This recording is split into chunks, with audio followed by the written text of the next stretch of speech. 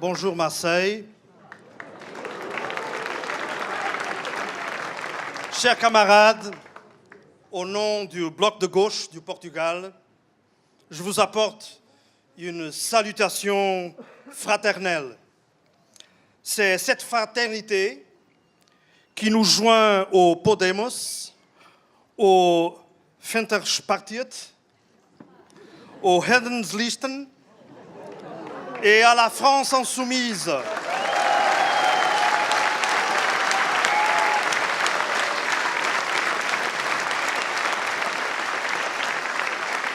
Dans la lutte pour une Europe des peuples, une Europe démocratique, une Europe engagée avec la justice environnementale, une Europe des droits sociaux et non du dumping social. En face de nous, il y a une Europe des murs, rendue au libéralisme économique et incapable de générer un programme mobilisateur de toutes les générations contre le changement climatique. Au lieu d'une Europe des égaux, nous avons une Europe prise en otage par une triple divergence que les élites européennes ont fabriquée. La première de ces divergences est entre le capital et le travail. Dans un espace économique où les profits croissants payent de moins en moins d'impôts et vivent de plus en plus de la déprédation des ressources publiques. La deuxième divergence se situe entre une monnaie unique et une énorme asymétrie parmi ses membres. L'Union économique et monétaire a engendré des déséquilibres croissants et insoutenables. L'Union européenne ne veut pas disposer de mécanismes pour compenser ces déséquilibres. Sa seule réponse est la punition de ceux qui n'obéissent pas à l'orthodoxie. Finalement, la troisième divergence est entre l'Europe et le monde.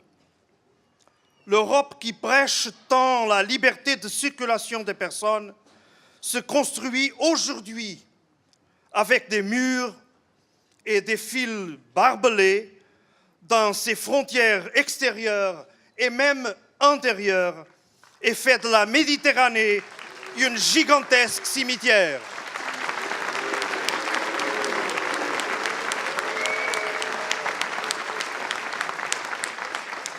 Dans cette Europe bloquée, l'extrême droite a trouvé le terrain fertile pour s'affirmer. Cette affirmation résulte de la conjugaison de la crise sociale prolongée avec l'autoritarisme avec lequel les élites veulent imposer leur extrémisme libéral. Ne nous trompons pas, l'ascension de l'extrême droite en Europe n'existe que parce que le discours de la haine, de la xénophobie, le racisme, le sexisme et l'homophobie ont été acceptés et normalisés par le centre politique.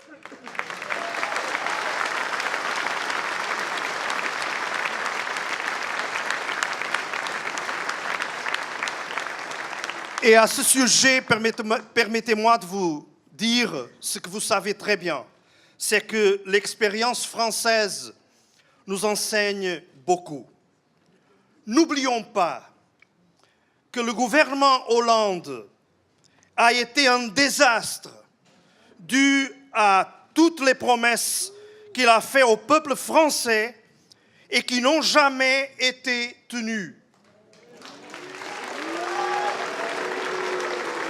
Et n'oublions pas non plus que dans ce gouvernement de mauvaise mémoire, Emmanuel Macron était ministre, responsable de toutes les faveurs faites aux patrons et aux Français les plus riches contre les sacrifices des gens qui travaillent dur pour gagner leur pain.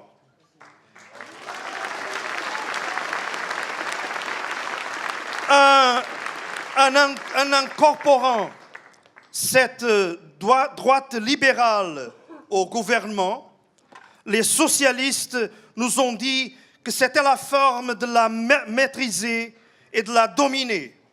Mais ils n'ont fait que lui donner de la force, de lui donner l'élan nécessaire pour qu'elle devienne acceptable pour une grande partie de l'électorat modéré du centre et même du centre-gauche.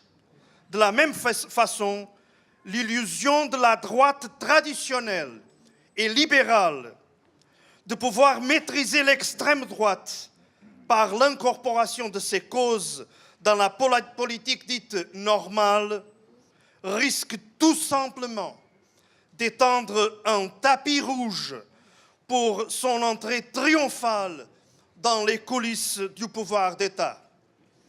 Il faut être très clair.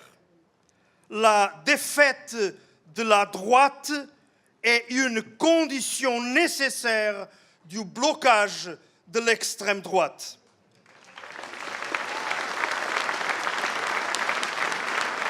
Et cette tâche,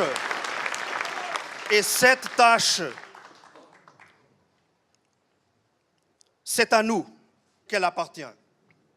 L'alternative ne peut pas être entre extrême droite et extrême marché. La vraie alternative est entre l'autoritarisme du marché et l'affirmation des droits sociaux, des services publics et de la justice climatique.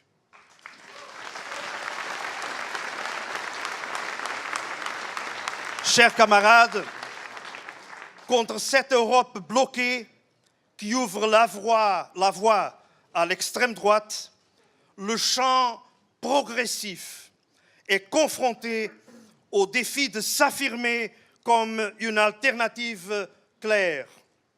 Maintenant, le peuple est le nom de cette alternative plurielle qui affirme son engagement avec le monde du travail, avec les services publics, avec la démocratie, avec la souveraineté populaire, avec la solidarité internationaliste, avec la détermination de changer le système pour apporter une réponse efficace à l'urgence climatique, à l'urgence sociale et à l'urgence démocratique.